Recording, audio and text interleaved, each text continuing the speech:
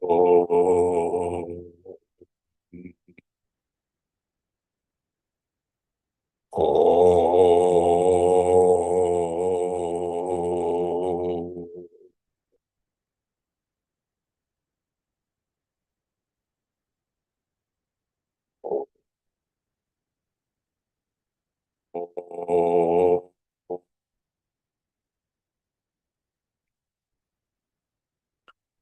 Gurur Brahma, Gurur Vishnu, Gurur Devo Maheshwaraha, Gurureva Param Brahma, Tasmai Shri Gurave Namaha. Chinmayam Vyapyat Sarvam, Trailokyam Sancharacharam, Tatpadam Darshitam Yena, Tasmai Shri Gurave Namaha. Tvameva Mata Cha Pita Tvameva Tvameva Bandhuscha Sakha Tvameva Tvameva Vedyadravinam Tvameva Tvameva Sarvam Mama Deva Deva Tvameva Sarvam Mama Deva Deva. Jai Guru. Om Sahana Bhavatu, Sahana Bhunaktu, Sahaviryam Karavavahai, Tejasvinavadhitamastu ma vidvishavahai. Om Shanti, Shanti, Shanti. So where are we in our text? Chapter 13, verse 30. Chapter 13, verse 30.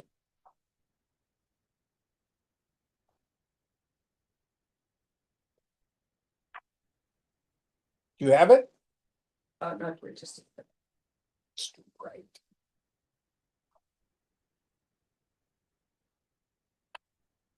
$13.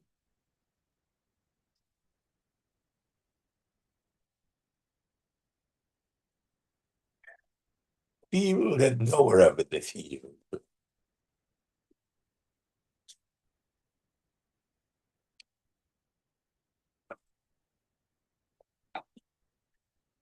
Found it. Prakrityaiva cha karmani priyamanaani sarvada yapashyati tathatmana makartaram sapashyati. He sees, who sees that all actions are performed by Prakriti alone and that the self is actionless. Okay, so this is one of the most important teachings of the Gita. We get it in the earlier portions, chapter 5 especially, where Krishna says, we renounce our identification with the sense of agency. It is guna and karma, qualities of mind and the force of the past. Here he takes up the same idea. The doer is prakriti. It is the force of nature itself.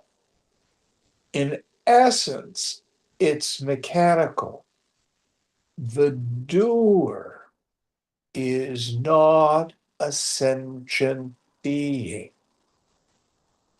You are a sentient being. You are the sentient being.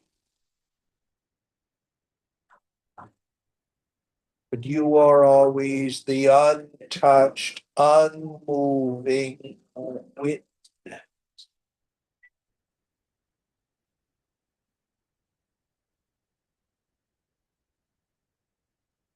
So who is the agent? There are many ways to look at it. You can say Ishvara is the agent, the God principle. The Master Jesus said it. I of myself do no thing. It is the master within that it is the Father within that doeth the work. Or you could just say Pranabdha karma. It's just the force of the past, the qualities of mind. What does this do for us to renounce the sense of agency? The first and foremost is we give up regret. Have you ever looked back and went, oh, if only I had blah, blah, blah, blah, blah. I never should have done da, da, da, da, da. Gosh, I had an opportunity to do such and I didn't do it. Who's had regret for the past? You see, you could not have done any other.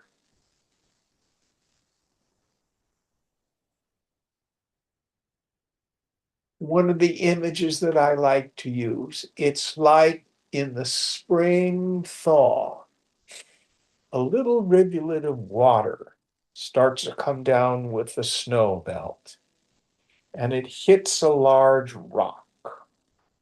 Now, is it going to go to the right or is it going to go to the left? Does the little rivulet choose? No. The water starts to puddle, build up, and then the laws of nature, hydrodynamics, gravity will determine, is it the right side or the left side? So also, of course, we have the experience. I choose. I think I'll go here or there.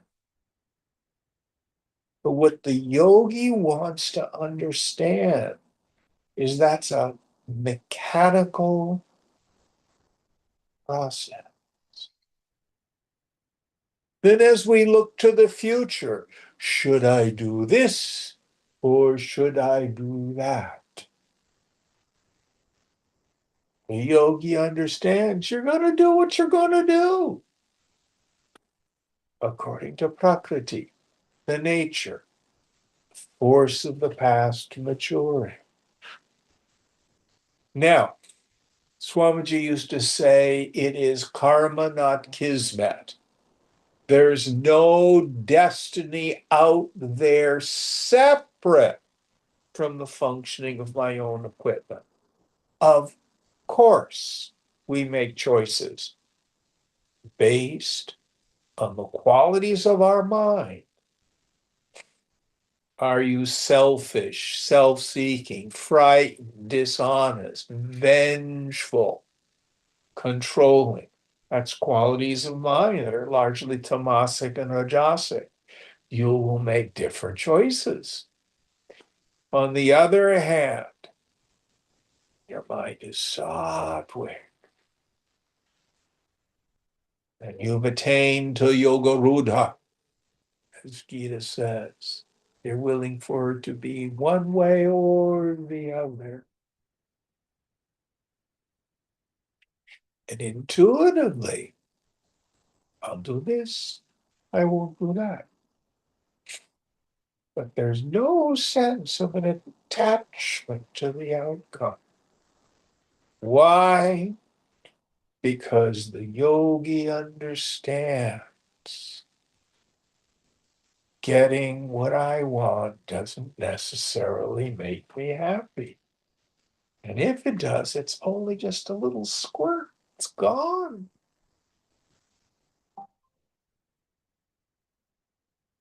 Getting what I want simply gets me what I want. How do I maximize happiness? Maximize sattva. How do I maximize sattva? Vairagya.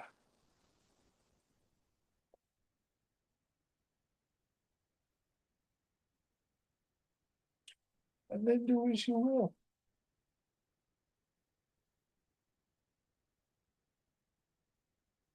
Any thoughts on this?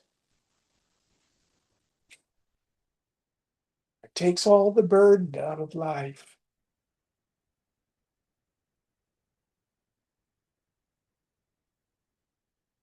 All right, next verse.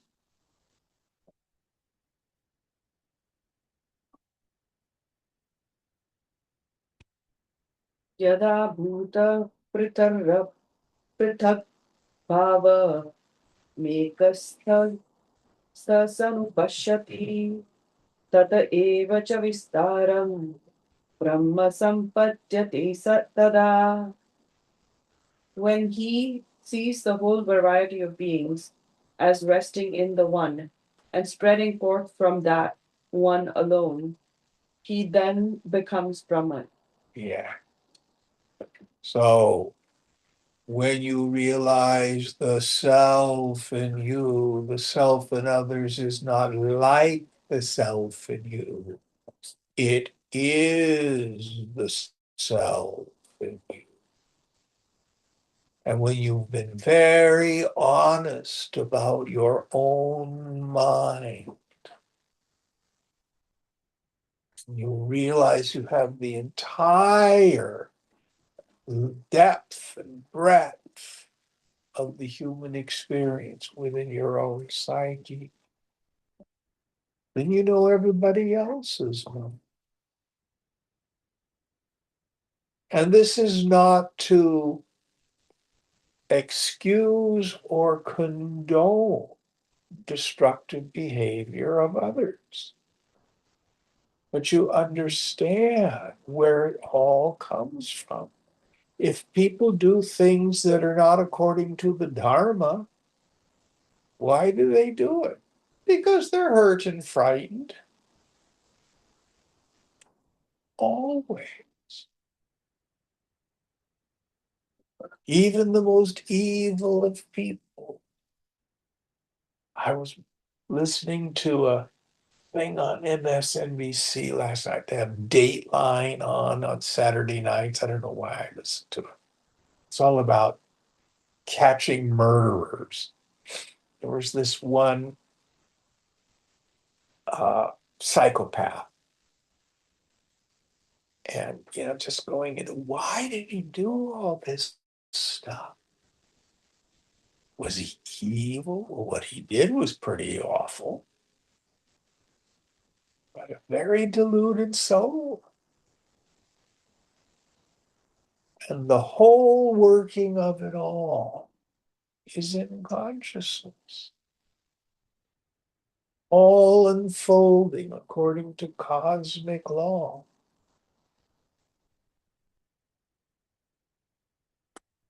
Now, I will share with you one of the maxims, one of the slogans that I have found very useful.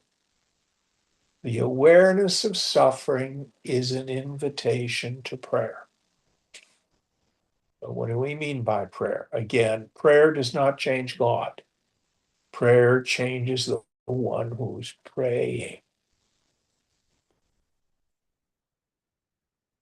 When you're aware of the suffering of others, a simple somatic form is Tonglen. I just love that. You breathe in the suffering of the other and breathe out peace.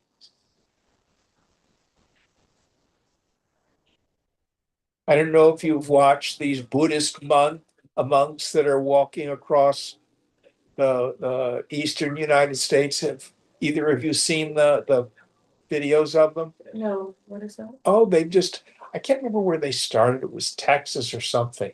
But they're walking all the way to the East Coast in winter. They're Tibetan monks, I'm pretty sure. But there was one just delightful one. They were walking, and all these people who have no real awareness of Buddhism, they're responding to these people, just walking for peace. And there was this one person who was in a wheelchair by the side of the road, and all the monks said, and one of the monks says, "Oh, we will pray for you." And they gave him some sort of talisman. I couldn't really see with my vision what it was. And then all the monks started praying. Yeah. Being part of the solution of life.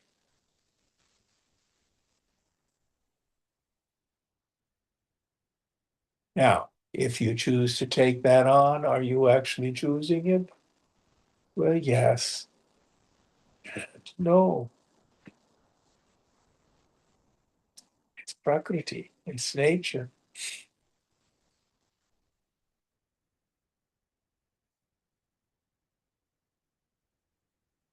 Going on.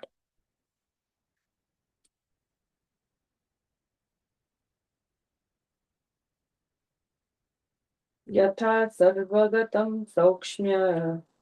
सौक्ष्म्यादाकाशं नोपलिप्यते सर्वत्रावस्थितो देहे तथात्मानोपलिप्यते. As the all-pervading ether is not tainted because of its subtlety, so too the self, seated everywhere in the body, is not tainted. So I'm Well, I not think we fond skipped of. one. Did I? I think we skipped 32. Oh, my apologies. Yeah, I think I Okay, turned that 32. second. Anaditva nirgun tatva gunatva atparamatmaya mavyaya शरीरस्थोऽपि कौन्तेय न karoti न लिप्यते. Being without beginning and being devoid of qualities, the Supreme Self, the imperishable, though dwelling in the body, O Kaunteya, neither acts nor is tainted. Yes. So the self is the still point, and the whole world revolves around. This is why, for beginners especially, I like to translate the word ananda as no sorrow reaches there. Because if we think of ananda as a feeling, the self is constant. You always know you exist. The fact that you are conscious is a direct experience. But I'm not blissful all the time. So what is ananda? In the end, we will see it is the fountainhead of all happiness. But no sorrow reaches there. It's a good place to start. It's absolutely still.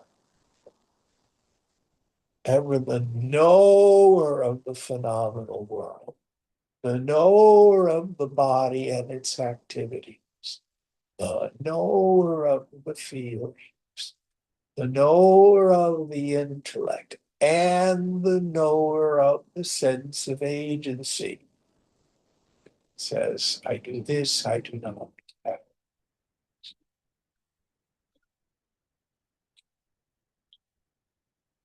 Swamiji always used to repeat the way to heal the mind is to get out of the mind.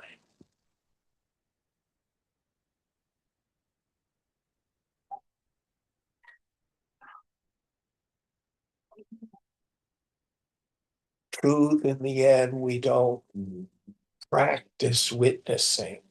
We start to pay attention to the fact that I always am the witness. And it's never tainted. It's never touched. Any thoughts on this? All right, next one.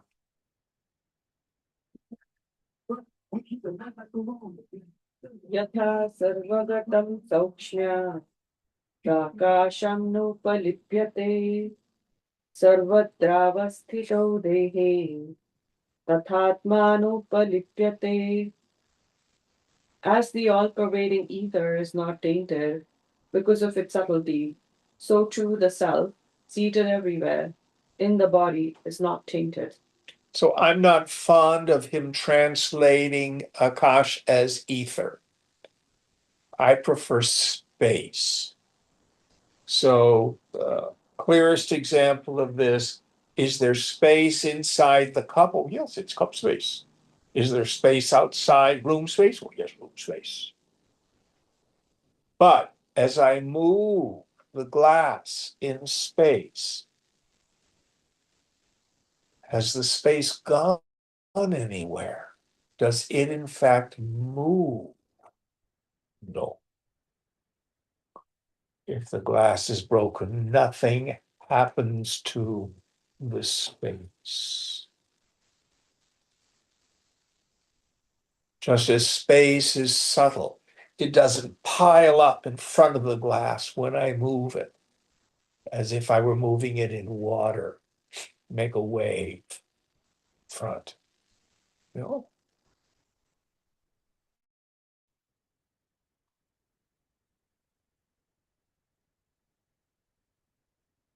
Are you in the body, or is the body in you?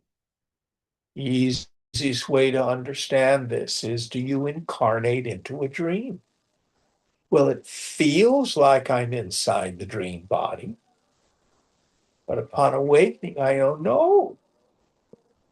It's my one unified mind that refracted into all the elements of the dream. The dream world, the dream knower of that world, the dream body, which is a locus of identity and perception. This is no different. But you, the individual, are not doing the dreaming.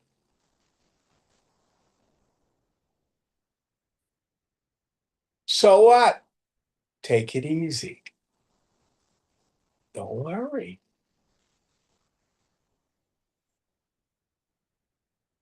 You're safe.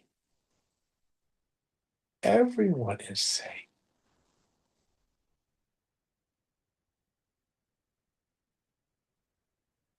What about Gaza and people dying in Minneapolis and stuff like that?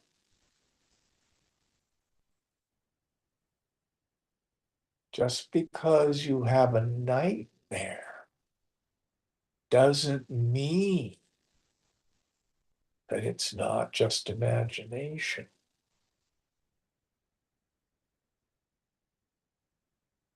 And you, the waker, are safe in your bed. You, the cell, are never touched.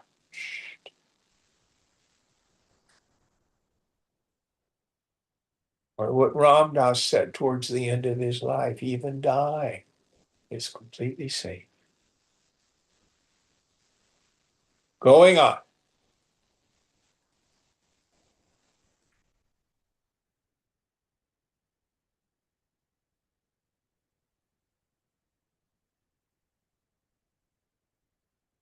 यथा प्रकाशयत्येकः कृत्स्नं लोकमिमं रविः क्षेत्रं क्षेत्रेण तथा कृत्स्नं प्रकाशयति Bharat.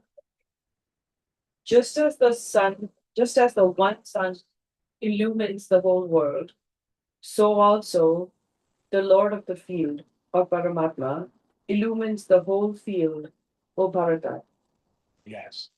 So the idea that the sun is always there illuminating the entire world, the just and the unjust. So also the knower of the field in every field is Brahman, is Krishna, Paramatma, is Parusha, many, many names. There's not little globules of sentience running around. That's what we call Visishtadvaita, qualified non-dualism. I am the drop, God is the ocean. No. There's only one self here. Your experience of I is the totality of Brahman. Believe that.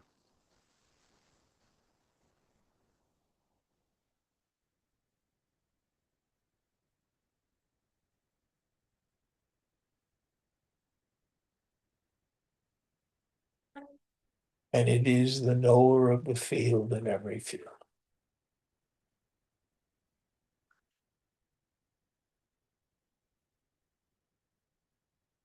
Going on.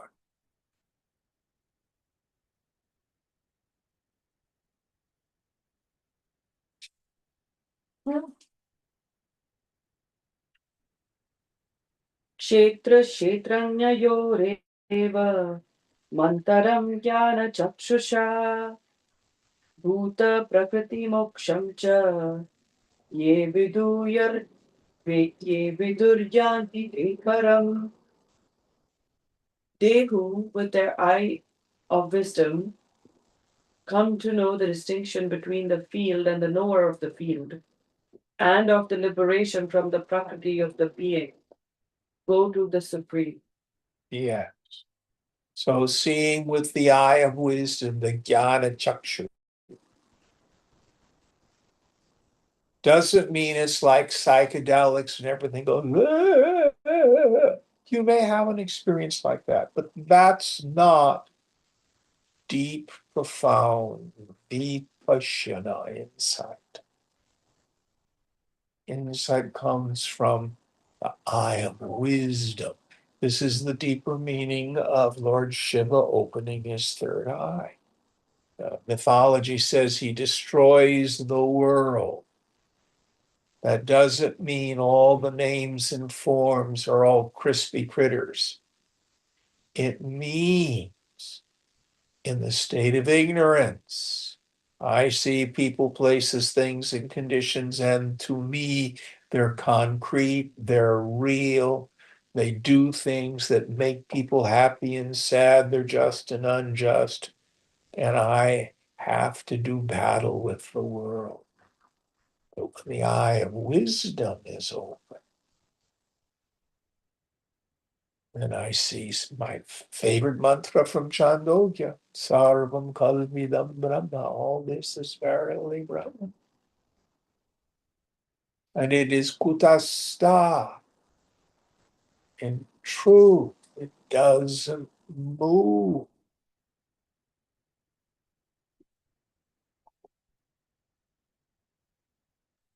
The names and forms appear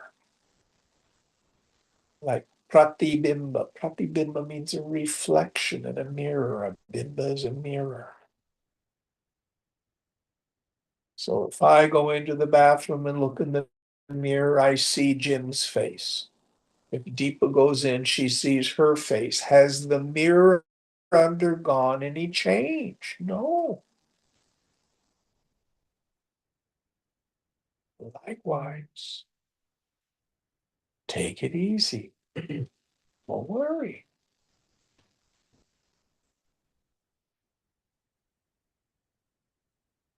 What is all this? Vijnana Gadam, Manukya says. A homogeneous mass consciousness that is achalam. It never moves. But stuff appears in it.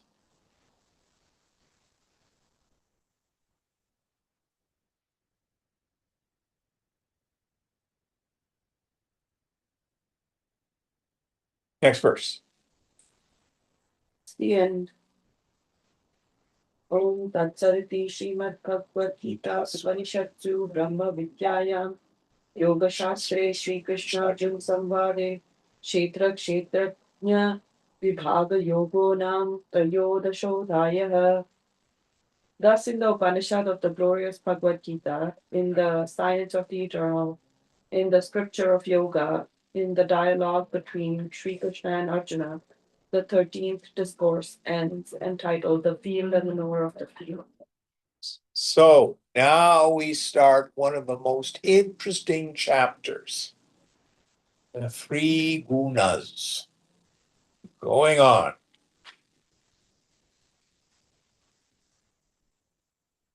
Shri Bhagwan Uvacha Param Bhuya Pravakshani Jnananam Jnanamuttamam Yajkyatva Munaya Sarve Param Siddhi Mito Gataha.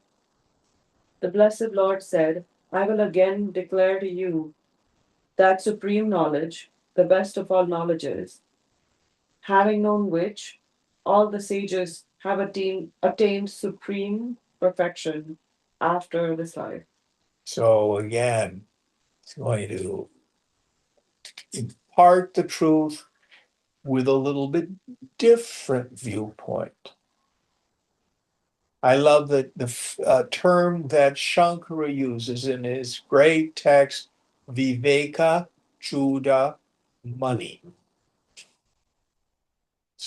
Viveka, discrimination. Chuda is a crown or a crest. Money is a jewel, the crest, jewel of discrimination. But what do we do when you get a diamond or a ruby?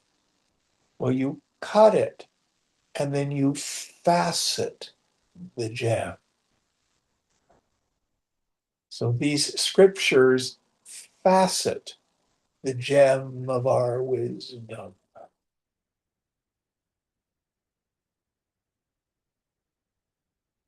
What's interesting, Ibn al-Arabi wrote a very famous book called the Fusus al-Fatah. Anybody familiar with that? Yeah. The bezel of wisdom. What's a bezel? The border frame? For a jewel, yeah. It's the thing that holds the jewel so it doesn't fall on the ground. It's the bezel. Mm-hmm. And little prongs that hold it. Mm-hmm. So riffing on this imagery of a jewel. All right, going on. Idam jnanam upashitya mama sadharmya magata sarge pinopajan jayante pralayena vyathanti cha. They who, having refuge in this knowledge, have attained in my being, are neither born at the time of creation, nor are they disturbed at the time of dissolution. Yes. So there's a couple ways to approach this from a cosmological viewpoint. We're not born again. The cause of rebirth has been removed. So in the Semitic religions, heaven is eternal, individual, corporeal life. I'm going to go to heaven to be with God. In Hinduism, we start with the supposition that life, the way most of us live it, in the body, it's pretty painful.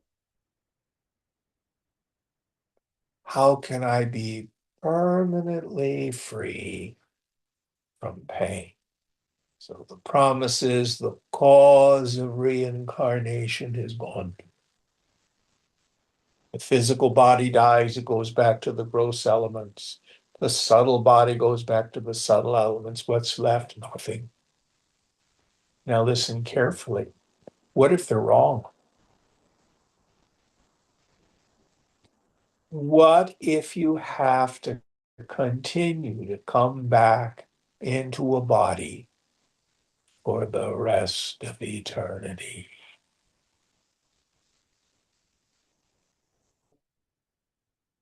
Actually, the solution is no different. Viveka Vairagya Cha.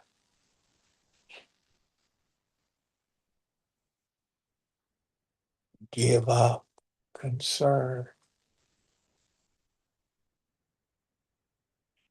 Why is this an important insight?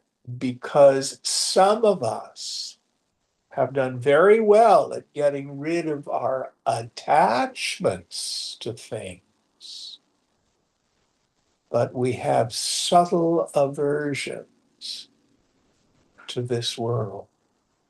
Oh, I can't wait till I get realized and then I won't have to come back to this funny farm. You ever had an idea like that? That means you have an aversion.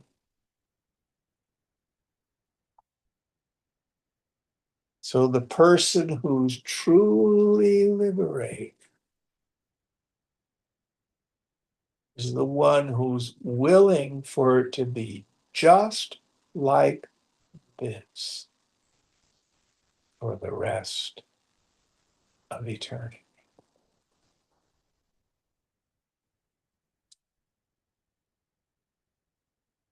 The freedom from incarnation is Jivan Mukta, being liberated right here, right now. Not some afterlife where I'm free from having to reincarnate. Well, what of all this reincarnation business is just nonsense? When you die, lights out, that's it. I'm a materialist. The answer is still the same. If all I get is my 70, 80, 90 years, if I'm lucky, how can I live for this very short period of time until poof, everything's gone with serenity and peace, maximizing happiness? The fool thinks cash and prizes will do it. But the yogi understands there's nothing wrong with stuff, but that's not what really makes me happy.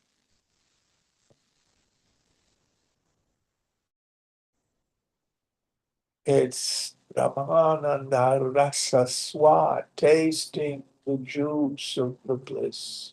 Brahman.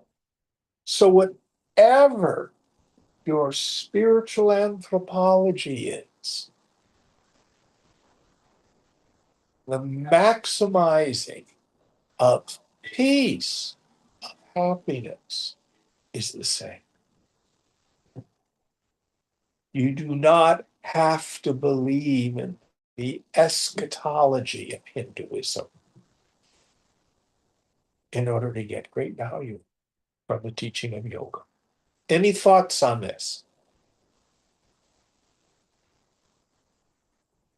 What do we know for sure about what happens after death? But I don't know.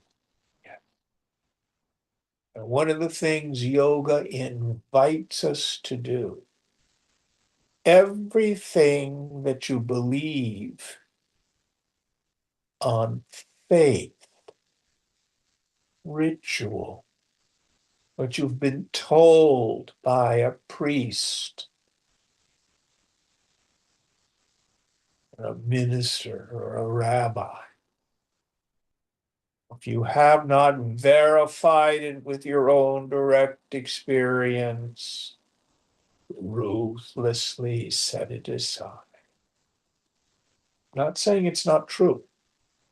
What I'm saying is, I don't know whether or not it's true. And I've been thinking too, like, because it's such a common thing in the texts to touch on reincarnation, but if there is reincarnation without memory, what difference does it make anyway? Hmm.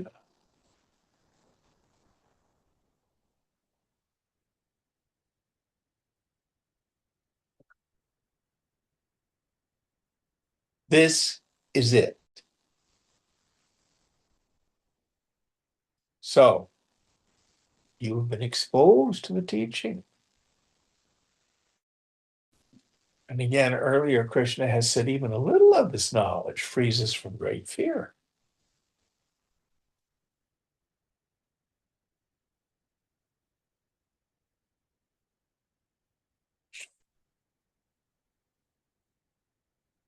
But what the teaching says, it may be true, is the body is fundamentally an instrument for the garnering of experience and the satisfaction of desire.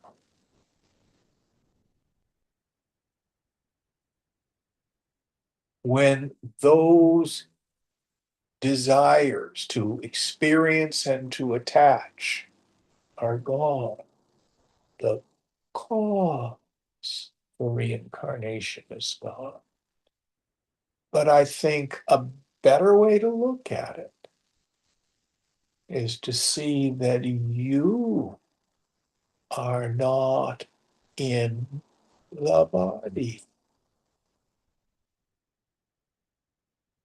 You are the space of consciousness.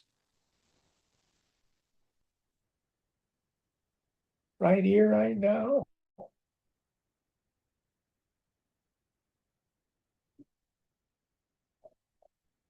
Stay identified with that, and the ups and downs of the world are no longer problematic. Let's leave the afterlife to the afterlife. Any thoughts on this?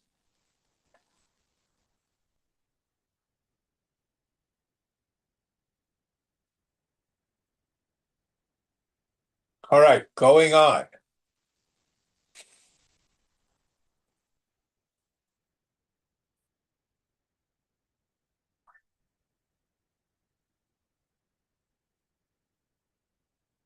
Wait, I don't know which one I did. One or two of chapter 14. I think No. we, Mama yonirmahat brahma tasmin garbham dadhamyaham sambhava sarvabhutanam tato bhavati bharata. My womb is the great Brahman, or Mula Prakriti. In that I place the germ, from which, O Bharata, is the birth of all being. so when you go to a Shiva temple or you may have it in a mandir in your home, you can have Shiva in the form of like a god seated in the lotus posture. But frequently it's the lingam and yoni,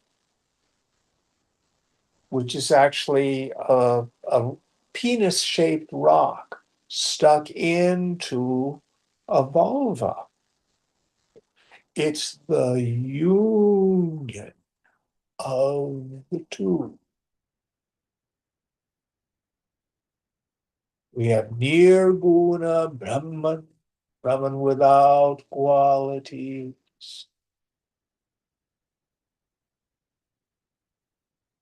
which is like the masculine principle. You can reverse them in your mind if you wish, it doesn't matter. And then we have Prakriti, Chaitanya, the stuff of mind, Saguna, which is the womb of creation. Shiva ever wedded to his Shakti. That's why we always have these deities with a consort, because it's the two together. We see it also in the yin yang symbol. It's interesting because Judaism is largely a patriarchal religion. But as Christianity develops out of Judaism, almost immediately we get a feminine force, the Blessed Virgin Mary.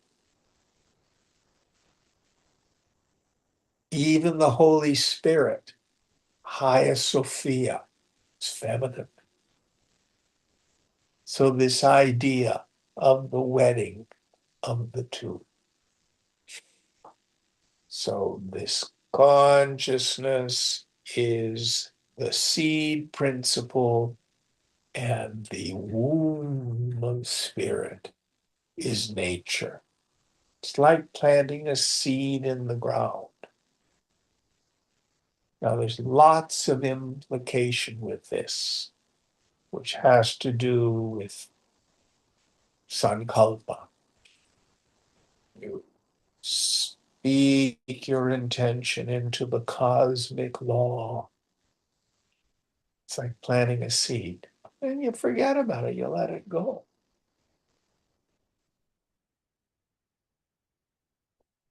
So here Krishna is saying this union of the two principles. It's how everything comes about. Any thoughts on this? Going on.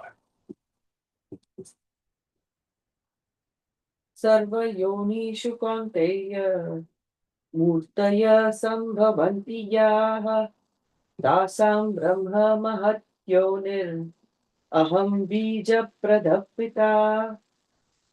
Whatever forms are produced, O Kwanteya, in all the wombs whatsoever, the great Brahma or Mula Prakriti is their womb, and I, the seed giving father.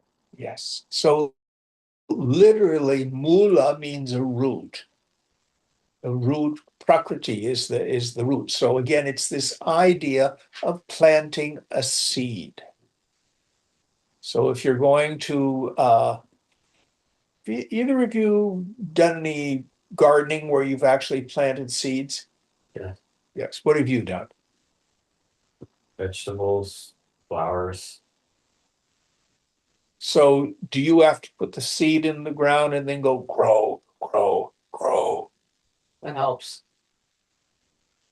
But if you don't do it, If you don't put the seed in the ground, no, if you don't, just tell it to grow. yeah, It'll still grow, assuming that you give it some water and it's got fertile soil. yeah. But if the seed stays in a jar, what happens? Right. Without the seed, the soil cannot produce food.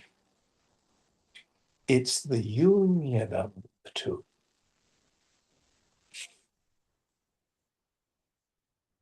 So this is how everything comes about. And again, there's enormous implication of this. Going to Yoga Vasishta, the whole text deals with three questions. Who am I? What is this world? And how is it the names and forms come about? And the third question, sankalpena. It's an almost untranslatable word. Wish, will, thought, intention, imagination. This is the seed that we plant into cosmic mind, which is the soil, the mula prakriti. It knows how to do it. So when you are intentionally doing a sankalpa, the more quiet your mind, the better. If you're getting all caught up in willpower, I call that a psychic isometric. And then what happens for many of us, we have doubt.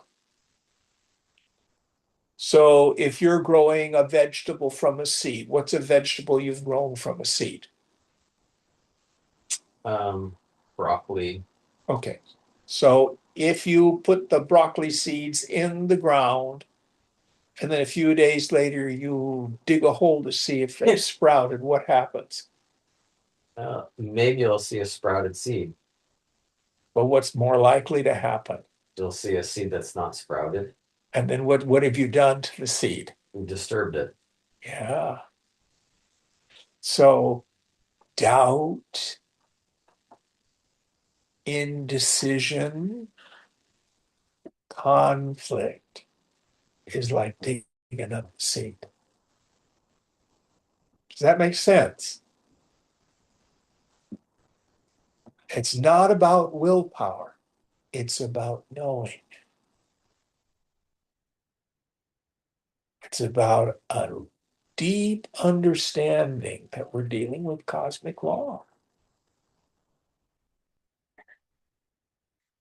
Now, when you plant the broccoli seed, does the broccoli come up that afternoon? Yeah. It grows and matures in its time. So also does our sun compound. Many of us are very impatient with that.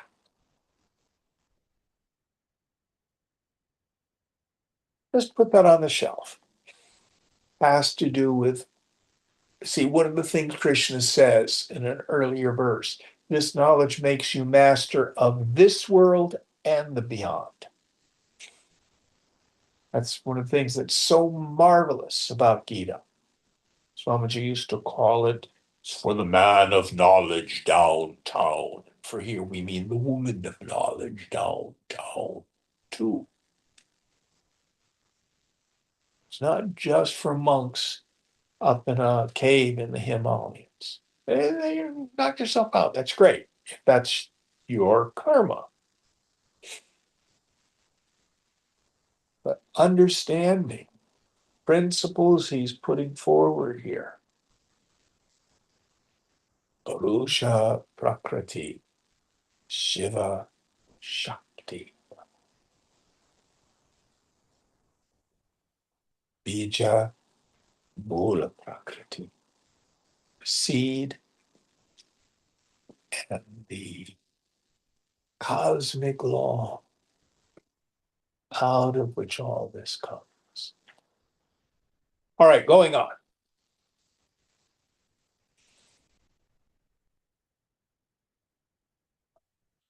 Sattvam rajastama iti guna prakriti sambhavaha nibadnanti mahabaho dehe dehinam avyayam. Purity, passion, and inertia, these qualities or gunas, O mighty armed, born of Prakriti, bind the indestructible embodied one fast in the body. So the word guna is a pun in Sanskrit. Guna is another word for rope. It also means one of the great cosmic qualities. So you are bound by the gunas. They're a rope that binds us. Ha ha ha ha. That's the joke. Okay, so you get the pun. So this teaching of the gunas is again borrowed from Sankhya philosophy, which posits that Prakriti, nature itself, is comprised of the three gunas. Tamas, inactivity, darkness, dullness, illusion, delusion.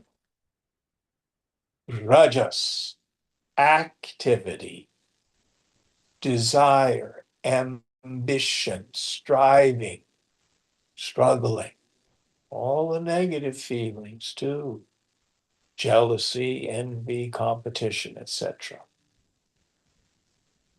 Sattva, not inactivity, but non-activity, clarity, stillness, absolute knowing of the truth. Now, the Sankhya philosophy says these three gunas are in equilibrium before creation. And then they go out of equilibrium and the universe appears. What they don't answer is what pushed them out of equilibrium. There's no God principle in Sankhya. Vedanta says, yes, there is Brahman, which is beyond the gunas, but in Prakriti, in nature, there is a God. There's Ishvara, the Lord. So everything in the manifest universe is a combination of these three gunas. So a stone is largely tamasic, very, very little rajas and tamas. It has some rajas and sattva. So, for example, through time, even stones move and change. We have the vegetable world, has tamas, has a little more rajas because they grow. If you've read the book Overstory, have any of you read that novel? Yeah, halfway through. It's wonderful. But one of the things that it introduces us to is the sentience of trees. That's their sattva. We get to the lower animal kingdom, bugs and slugs, little bit more capacity for rajas. They can move around. A little more sattva. They have some reactivity, some knowing. Higher animals have even more. And then the scriptures say at the crown and summit, at the acme, it's humans who have the capacity for pure sattva, the mind of the Muni, mind of the sage. So here he's saying, and these qualities of tamas, rajas, and sattva are qualities of nature, of prakriti.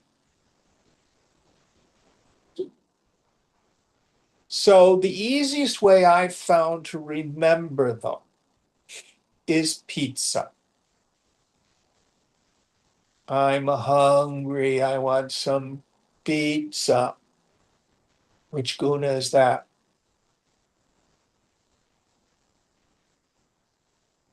Figure it out. Rajas. Rajas. Rajas. Yeah. So what do? I head up to Zachary's Pizza up on Grand Avenue. Wait. It takes 40 damn minutes to make the pizza. Finally, I get the pizza. Oh, it's so hot. Finally, oh man, is that good? Sattva. And after I've eaten the whole pizza,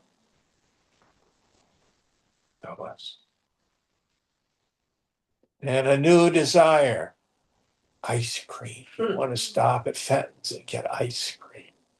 What's that? Rajas. So the cycle goes on and on and on. This is the human condition. Rajas, sattva, tamas. Round and round and round. Now, it's not just the karma chakra, the wheel. It's actually a spiral because there's an underlying impulse of the Dharma. From person to person, the cycle of the gunas gets subtler and subtler. I don't think Donald Trump has much of a meditative practice, for example. Maybe he does, but I doubt it. We have whole swaths of the society. Their idea of a good time is just getting loaded, pushing the mind into tamas. Of course, it's never permanent. All of our suffering, by the way, happens in which guna? Can you figure that out? Could be tamas or rajas both, Rajas. because it's an active process. Yes. In other words, pure tamas is deep sleep. Hmm. Doesn't hurt at all. No, but depression can be tamasic, is what I mean. It's tamasic, but it's tinged with rajas. There's a difference between depression and deep sleep. The mind is still active. It's active in its depression. You feel, you have emotion. The feelings are moving. Sometimes people are so depressed that they're practically comatose. And it's pretty tamasic. You're absolutely right. But people, for example, who want to, who get addicted to barbiturates or oxycodone or something like that, what are they doing? They think the relief comes from moving the mind from rajas into tamas. Problem is, it's always temporary. And you get back to rajas. So this is why earlier Krishna has said, if you want happiness, cultivate sattva.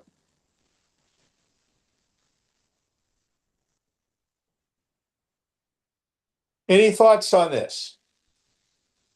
All right, next verse.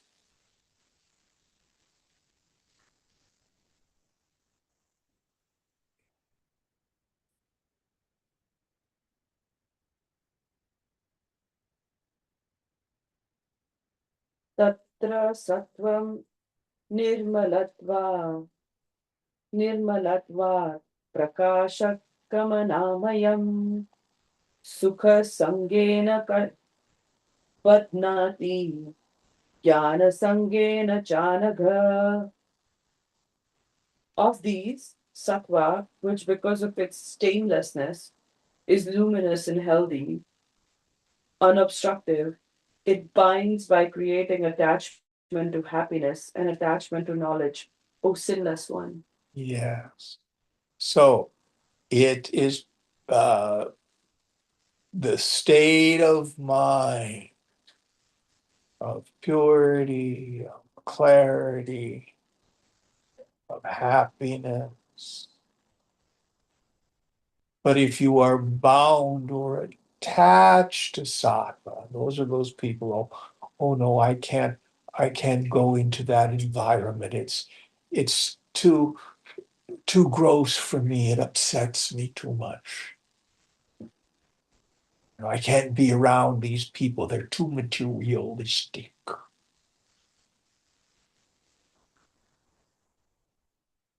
So you can be attached to the happiness of sadhana.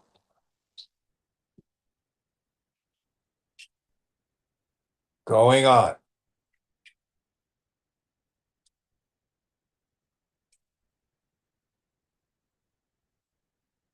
Rajo ragatmakam vidhi Trishna sangas samudbhavam tanni badnati kaunteya karma sangena dehinam.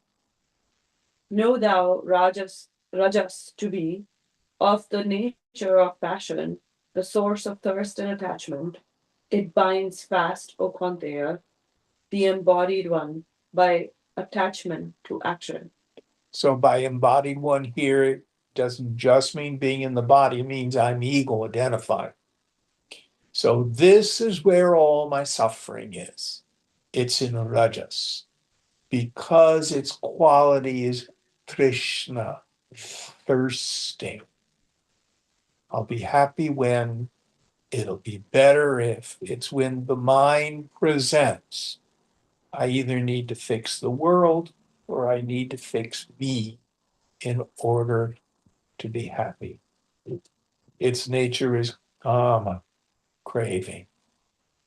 Its elements are raga, passion for things, dvesha, aversion for things, bhaya, fear of the future. All of this are elements of rajas.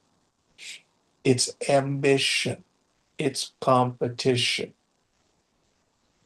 it's obsessive self-observation. How am I doing? What do they think of me? Am I okay? It is where my suffering is. It's in the mind state of rajas. If I'm unhappy, it's because I'm attached or identified. It's a spiritual axiom that if I'm disturbed, if I'm upset, no matter the cause, I'm the one with the klesha. I'm the one with the defilement. I'm the one with the Krishna, the thirsting, the kama, the craving, the sangraha, the attachment. All right, one more.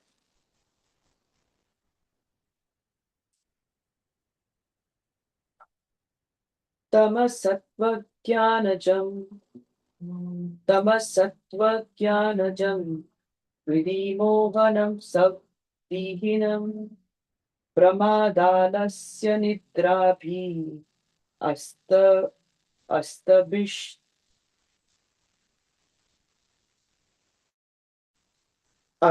Astabadnati Bharata. But know thou tamas is born of ignorance, deluding all embodied beings. It binds fast, O Bharata, by heedlessness, indolence, and sleep. Yes. So the nature of tamas is not only indolence, but delusion, illusion. For human beings,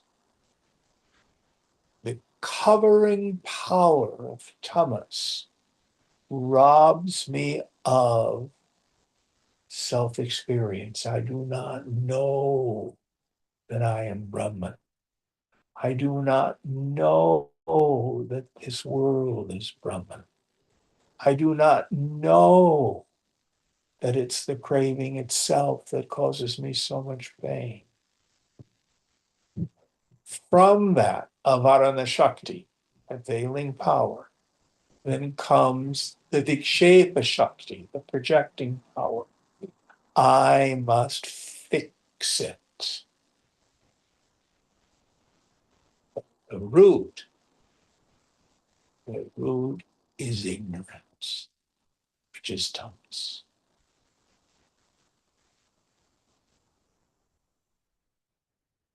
So what we want to do is to be able to be beyond the gunas, stay identified as the witness, watch the mind, be able to diagnose my mind states. And we'll get various techniques of how to deal with each one of these gunas as they arise. Okay, we'll end here. What verse are we on for next week? 9. 9. Om Purnamada Purnamidam Purnat Purnamudachyate Purnasya Purnamadhaya Purnameva Vashishyate. Om Shanti Shanti Shanti. Hari Om Sri Guru Pyo Namaha. Hari Om.